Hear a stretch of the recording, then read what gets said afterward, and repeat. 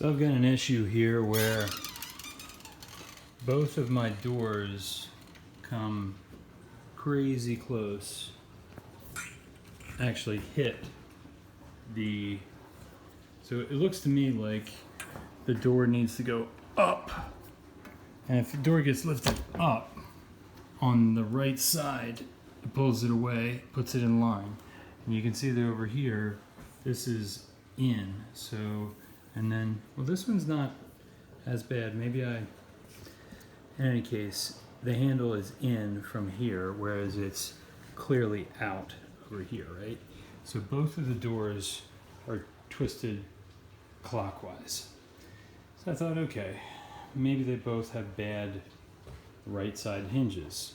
Well, maybe if I take the right from one, put on the left on the other, then it'll solve my problem. Not so much. Now, the way these hinges sit, there's kind of a chunk of metal that sticks out and catches the hinge that it sets up in. And I was thinking, well, if I pinch that down, if I add something to it, then it'll push the hinge effectively down, pushing the door effectively up on that side. Well, yeah, I wasn't able to do that, and I just thought, well, let's just try swapping the hinges for now.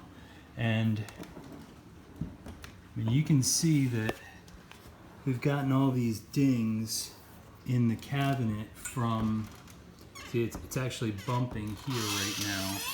And you know, we use this spice drawer all the time, and this is happening right here, right? So the spice drawer is going one way, the door's going the same way, or in the same direction. You can see that I've got an issue here, primarily on the bottom. And I will order hinges, but I'm not totally sold on the idea that they're going to solve the problem, because I did just take these all apart. You know, what you do is you flip those up, right? And then after you've flipped those up, you see you can actually take the whole door out.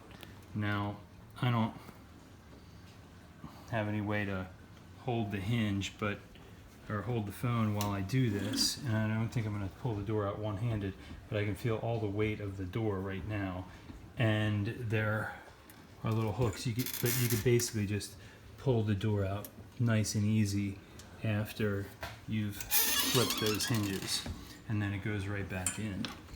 So here is my issue, that you can see I've got lots of slop or lift in the door there, that I think if I could just pick that up, it would solve the problem. So I'm learning, and I guess my next step is ordering 4 hinges for this. If anybody has any tricks, I'll probably post a link to the video that I watched, which was a 11-minute video which showed you how, after you take the doors out and you have these hooked like this, and then when you take all the weight of the door off of them, there's a lot of pressure on that hook. So what you have to do is push this arm down in order to be able to release it. The guy in the video did it with a set of pliers, but I just did it by hand with a paper towel over my hand. And then there's 2 screws. Now in my case, I think this screw here is a sheet metal screw, whereas on this door it's a machine screw. And then on the other side, both were machine screws. So I'm wondering if mine have been apart. This stove is probably over 20 years old. So there's those 2 screws, and then there's 3 screws along the bottom. 1, 2, 3. And you take out those, but not the hinge screw.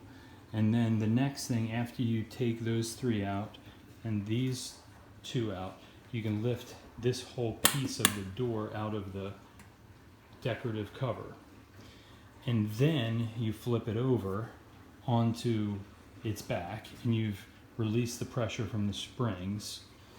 Then you can take the individual screw out the bottom and it just slides out because when you lift that up, you know, I guess it's actually this way, but it's an up when the door is flipped over, and then it's just sitting in that kind of hook that I was talking about that's right here.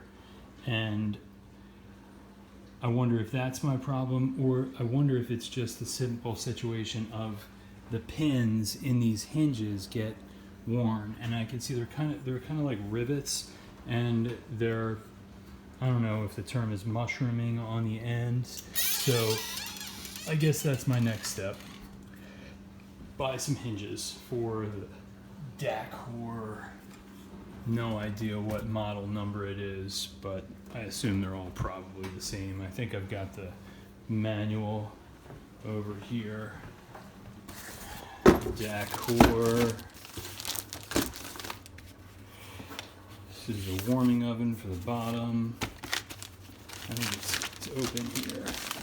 This is and it probably tells me the parts in here, but you know, the model number is an ECD 230SCH. So from the City of Industry, California. But I assume that I'll have my part number in there, and hopefully I can fix this situation with cockeyed or clockwise rotated doors. I think the guy in the video was saying that people complain that the ovens aren't staying warm or cooking right, and that's because the hinges are typically going bad. In our case, this is the first thing I'm noticing.